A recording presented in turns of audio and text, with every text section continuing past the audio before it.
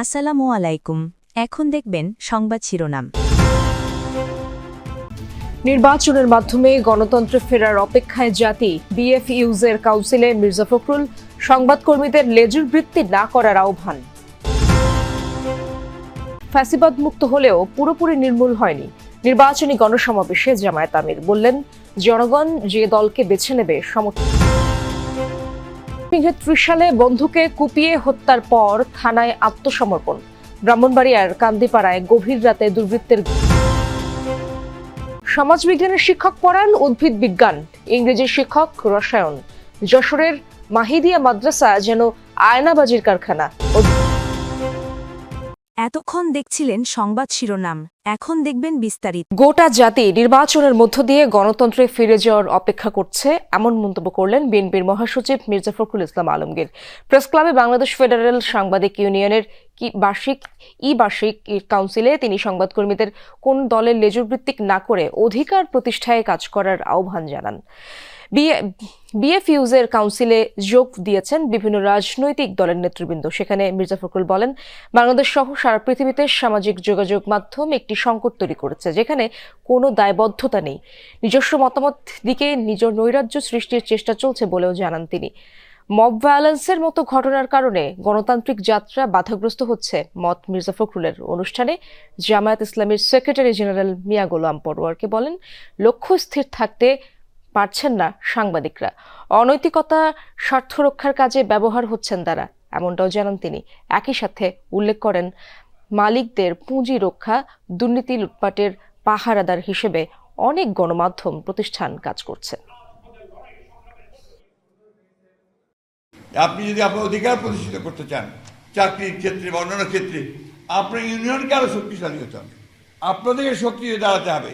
কোনো দলের লেজুবৃত্তি না করে আপনাদেরকে দাঁড়াতে, তাহলেই দেখবেন যে আপনার অধিকারটাকে আপনি আদায় করতে পারবেন। অর্থাৎ সত্যিকার অর্থে ইউনিয়নের দায়িত্বটা আপনাকে দায়িত্বশীলতার সঙ্গে পালন করতে হবে। অর্থনীতি এবং দুর্নীতি লুটপাটের পাহারাদার হিসেবে অনেক কর্পোরেট হাউস গড়ে উঠেছে, মিডিয়াকে তারা সেই সাথে ব্যবহার করছে। অথচ আমাদের সাংবাদিকতা পেশার মূল কথা ছিল সমস্ত সত্য সংবাদকে পরিবেশন করা, সাদাকে সাদা বলা, কালোকে কালো বলা। আগামী সংসদ নির্বাচনে জনগণ যে দলকেই বেছে নেবে তাদেরকে সমর্থন দেবে জামায়াত, কথা বলেছেন দলটির আমির ডক্টর শফিকুর রহমান। রাজধানীর ভাসানটেক বিআরপি মাঠে ঢাকা 17 আসনের ছাত্র, যুব ও নাগরিক গণসমাবেশে জামায়াত আমির বলেন, ফ্যাসিবাদের পতন হলেও এখনো পুরোপুরি নির্মূল হয়নি, ফ্যাসিবাদের কিছু লক্ষণ এখনো রয়েছে। ডক্টর শফিকুর রহমান আরো বলেন, যে কোনো মূল্যে জামায়াতকে রাজনীতি থেকে বের করার ষড়যন্ত্র চলছে। পুরনো সন্ত্রাসীরা নতুন রূপে ফিরে আসার কথা জানিয়ে আমির বলেন, জনগণের হৃদয়ে যে ভালোবাসার পোস্টার লেগে গেছে তা কেউ ছিঁড়তে পারবে না। আমির আরো বলেন, আগামীর বাংলাদেশ তরুণদের নিয়ে গড়াই জামায়াতের অঙ্গীকার। ফেব্রুয়ারিতে রোজার পূর্বে যে নির্বাচন ইনশাআল্লাহ অনুষ্ঠিত হবে, সেই নির্বাচনে জনগণ যাদের কর্মসূচি সমর্থন করে, যাদের বক্তব্যে আস্থা রেখে তাদেরকে বাছাই করে নেবে, আমরা তাদেরকে অভিনন্দন জানানোর জন্য এখন থেকে প্রস্তুতি নিচ্ছি।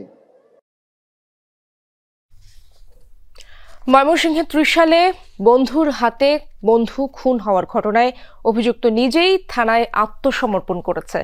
পুলিশ জানায়, বৃহস্পতিবার সন্ধ্যায় সরকারি নজরুল একাডেমি স্কুল মাঠে এই ঘটনা ঘটে। গতকাল কথা কাটাকাটির এক পর্যায়ে চাইনিজ কুড়াল দিয়ে ফাহিমকে আঘাত করে অনেক। এতে গুরুতর আহত ফাহিম ঘটনাস্থলে প্রাণ হারায়। ফাহিম 30 সালের ফাতেমা বেগম ও রেজাউল ইসলামের সন্তান। তিনি মালয়েশিয়া সিটি ইউনিভার্সিটিতে লেখাপড়া করেন। বিশ্ববিদ্যালয় বন্ধ থাকায় প্রায় 4 মাস দেশে অবস্থান করছিলেন তিনি। এদিকে অভিযুক্ত অনেক 30 সালের জহিরুল মণ্ডলের ছেলে। পুলিশ জানিয়েছে, হত্যাকাণ্ডের ঘটনায় এখনো কেউ আটক হয়নি।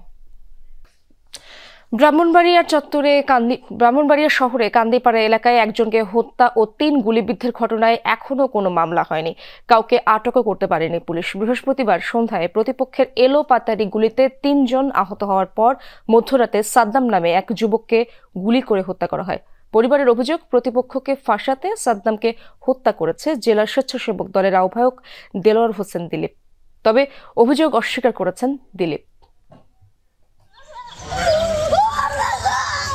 পরিবারের একমাত্র উপার্জনক্ষম সদস্য ছিলেন সাদ্দাম হোসেন। তার মৃত্যুতে দিশেহারা হয়ে পড়েছে পুরো পরিবার।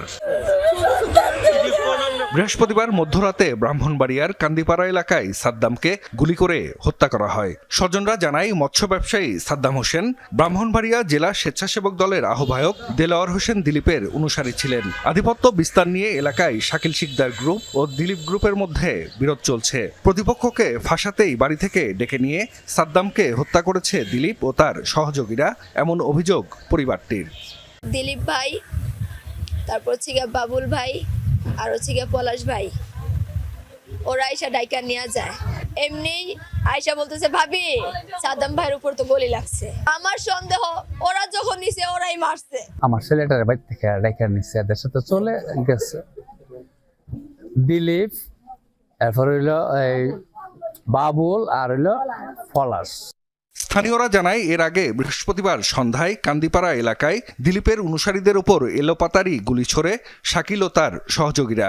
এতে টুটুল, শিহাব ও সাজু মিয়া নামে 3 জন গুলিবিদ্ধ হন। স্বেচ্ছাসেবক দল নেতা দিলীপের দাবি, শাকিল গ্রুপ মধ্যরাতে ফের হামলা করলে তাদের গুলিতেই প্রাণ হারান সাদ্দাম। দর কয়েছেরাই দমদাম গুলি, দুজন গুলি শব্দ দৌড় দিছি।